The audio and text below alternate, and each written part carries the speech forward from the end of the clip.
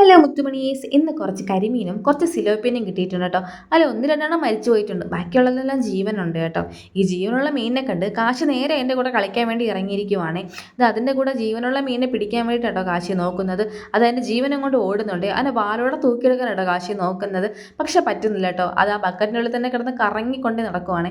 കാശി അതിൻ്റെ കൂടെ കൈയും കൊണ്ട് പോകുന്നുണ്ട് കേട്ടോ.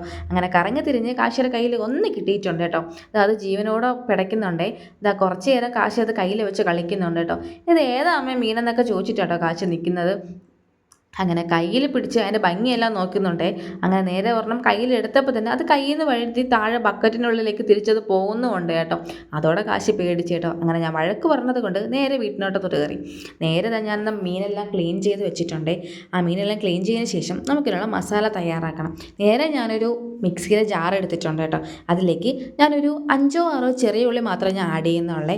കുറച്ച് ചെറിയ ഉള്ളി ആഡ് ചെയ്തതിന് ശേഷം അതിലേക്ക് ഞാൻ ഒരു 4-5 വെളുത്തുള്ളി ആഡ് ചെയ്യുന്നുണ്ടേ. പക്ഷേ ഇഞ്ചി എൻ്റെ കയ്യിൽ ഇല്ലാത്തതുകൊണ്ട് ഞാൻ ആഡ് ചെയ്യുന്നില്ല, നിങ്ങളുടെ കയ്യിലുണ്ടെങ്കിൽ ഞങ്ങൾക്ക് ആഡ് ചെയ്യാം കേട്ടോ. അങ്ങനെ ഞാൻ കുറച്ച് വെളുത്തുള്ളിയും കൂടെ ഞാൻ ആഡ് ചെയ്തിട്ടുണ്ട്. ഇനി അതിലേക്ക് നമുക്ക് പൊടികളൊക്കെ ചേർക്കാം കേട്ടോ. ഞാൻ ഒരു 1/4 ടീസ്പൂൺ മാത്രമേ ഞാൻ മഞ്ഞൾപ്പൊടി ചേർക്കുന്നുള്ളേ. അങ്ങനെ കുറച്ച് മഞ്ഞൾപ്പൊടിയും കൂടെ ചേർത്തിട്ടുണ്ട്. അതിലേക്ക് ഒരു 2.5 സ്പൂൺ മുളക് പൊടിയും കൂടെ ആഡ് ചെയ്യാം കേട്ടോ. അങ്ങനെ നേരെ ഒരു 2.5 സ്പൂൺ മുളക് പൊടിയും കൂടെ ഞാൻ ആഡ് ചെയ്യുന്നുണ്ട് കേട്ടോ. അതിൻ്റെ കൂട്ടത്തേക്ക് കുറച്ച് നമുക്ക് വെള്ളം കൂടെ യൂസ് ചെയ്യണം. അതിന് മുന്നേ ആയിട്ട് നമുക്ക് കുറച്ച് കുരുമുളക് പൊടിയും കൂടെ ആഡ് ചെയ്യാം.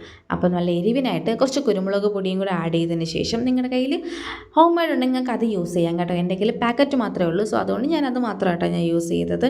അങ്ങനെ നേരെ ഇതിലേക്ക് എനിക്ക് കുരുമുളക് പൊടി അളവൊന്നും അറിയത്തില്ല, ഒരു സ്പൂൺ അളവിൽ നമുക്ക് ആഡ് ചെയ്ത് കൊടുക്കാം കേട്ടോ.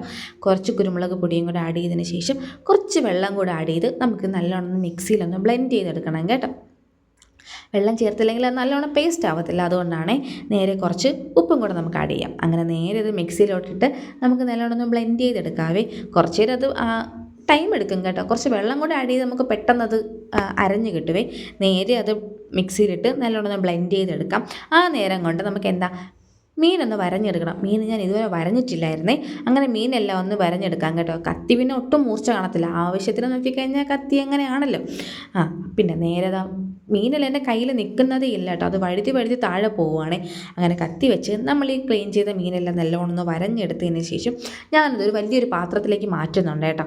നേരെ വരഞ്ഞ മീനെല്ലാം ഒരു പാത്രത്തിലേക്ക് മാറ്റിയതിന് ശേഷം ഞാൻ ഈ അരപ്പെല്ലാം എടുത്ത് ഈ പാത്രത്തിലേക്ക് തന്നെ ഇടുന്നുണ്ട് കേട്ടോ. അങ്ങനെ മിക്സിയിലെ ജാറിലുള്ള അരപ്പെല്ലാം ഇടുന്നുണ്ടേ. പക്ഷെ അത് എത്ര ആക്കിയിട്ടും വരുന്നില്ല കേട്ടോ. അങ്ങനെ ഞാൻ നേരെ എൻ്റെ കൈ ഉപയോഗിച്ചിട്ട് തന്നെ നേരെ ആ അരപ്പെല്ലാം ആ മീനിലോട്ട് തന്നെ ഇട്ട് കേട്ടോ. അങ്ങനെ നേരെ ഇത് ആ അരപ്പെല്ലാം എടുത്ത് ആ മീനിലോട്ട് ഇട്ടതിന് ശേഷം ഞാൻ നല്ലോണം ഒന്ന് മിക്സ് ചെയ്യുന്നുണ്ട് കേട്ടോ. അങ്ങനെ മീനിൻ്റെ എല്ലാ ഭാഗത്തും പറഞ്ഞ രീതിക്ക് തന്നെ നമുക്ക് നല്ലോണം ഒന്ന് മിക്സ് ചെയ്തെടുക്കാവേ.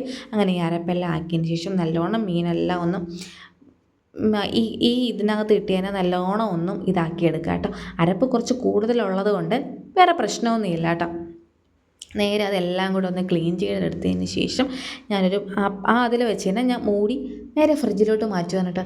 ഇനി നമുക്കിത് ഫ്രൈ ചെയ്യാൻ നേരത്തെ എടുക്കാവേ.